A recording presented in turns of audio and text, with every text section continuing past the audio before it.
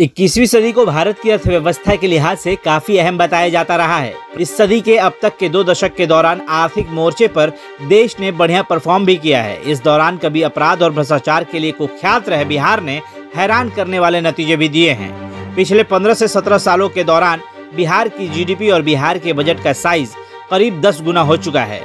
इसका श्रेय लगभग 15 साल तक बिहार की सत्ता में रही भाजपा और जदयू गठबंधन के हिस्से में जाता है। हालांकि दोनों पार्टियों का यह सालों पुराना गठबंधन एक बार फिर से टूट चुका है और नीतीश कुमार राजद के साथ हाथ मिलाकर नई सरकार का गठन भी कर चुके हैं। 2005 से अभी तक 2-3 सालों को छोड़ दे तो बिहार की सत्ता में भागीदार रही भाजपा अब मुख्य विपक्ष की भूमिका में जा चुकी है। ऐसे में बिहार की इकोनॉमिक ग्रोथ की रफ्तार पर ब्रेक लगाने की आशंका लोगों को सताने लगी है। हालांकि इन सब बातों से पहले एक चीज मैं आपको ये बताऊं कि अगर 15 सालों से बिहार में बीजेपी साथ में थी तो बिहार अब तक कल कारखानों के मामले में इतना पीछे क्यों रह गया। हालांकि बिहार ने अपने जीडीपी के मामले में काफी ग्रोथ किया, लेकिन बिहार के लोगों को पलायन से छुटकारा क्यों नहीं मिला। सवाल तो बहुत सारे हो सकते हैं, लेकिन इनमें कुछ सवालों के हम आपको जवाब देने की भरपूर कोशिश करेंगे। नीतीश कुमार केंद्र सरकार में कई अहम मंत्रालयों को संभालने के बाद जब पहली बार बिहार के मुख्यमंत्री बने थे तब उन्हें महज 7 दिनों में इस्तीफा देना पड़ गया था। साल 2005 में जब राज्य में विधानसभा का नया चुनाव हुआ तब भाजपा और जदयू साथ मिलकर उतरी। चुनाव में दोनों पार्टियों का गठबंधन बहुमत जुटाने में सफल रहा और करीब 2 दशक बाद राज्य में सत्ता में परिवर्तन हुआ।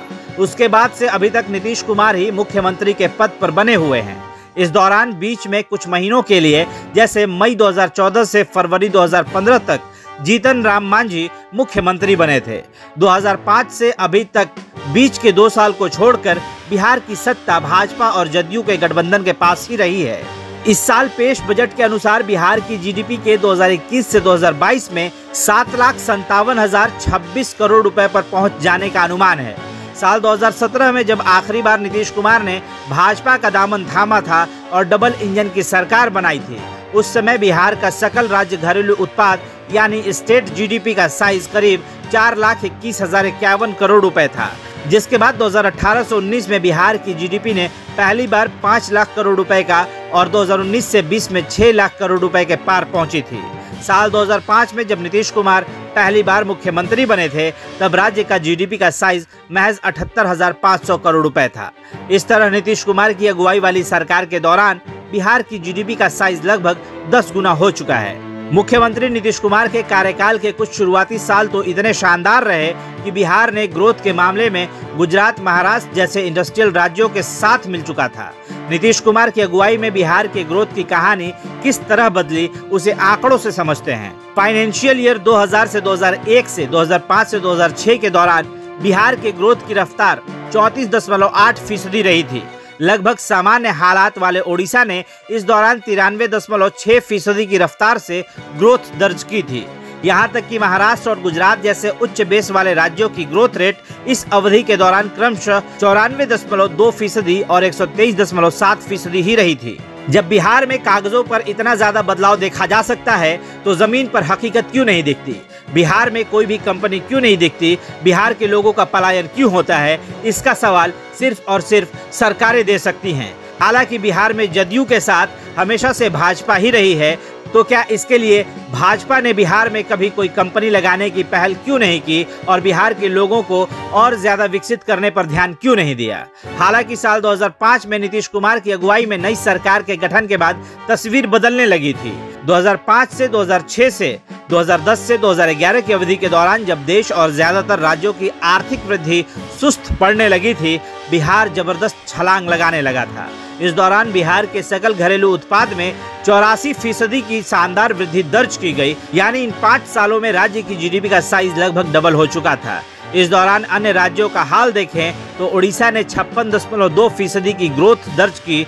इसी तरह राजस्थान ने 49.9%, मध्य प्रदेश ने 53.5%, झारखंड ने 35%, छत्तीसगढ़ ने 60.2% और तमिलनाडु ने 56.8% की रफ्तार से ग्रोथ दर्ज की।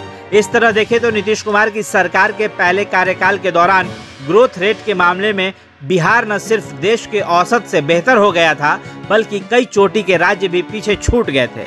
बिहार के बजट की बात करें तो नीतीश कुमार के कार्यकाल में इसका साइज भी कई गुना बढ़ा। साल 2005 में बिहार के बजट का साइज महज 24,000 करोड़ रुपए था, जो कि बढ़कर 2019 से 20 में 2.11 लाख करोड़ पर पहुंच गया था।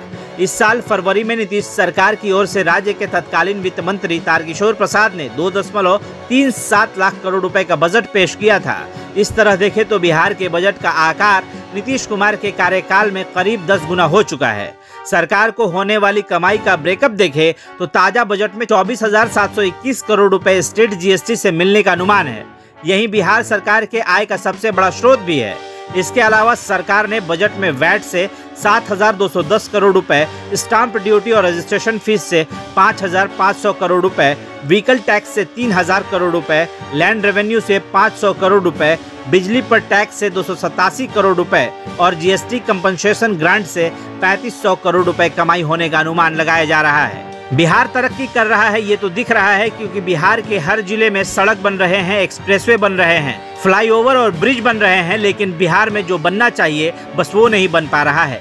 जी हाँ, बिहार में सबसे पहले कुछ लगना चाहिए तो वो कंपनी लगना चाहिए, बिहारियों को रोजगार देना चाहिए, बिहारियों की तरक्की के लिए कदम उठाने चाहिए, लेकिन इसमें अभी तक सरकार की तरफ से बहुत ज़्यादा ऐसा कुछ नहीं दिखा जिससे कि बिहार के लोग और ज़्यादा आकर्षित हों। इन सब के बावजूद अगर बिहार में कंपनियां आती हैं तभी बिहार के ग्रोथ को माना जा सकता है।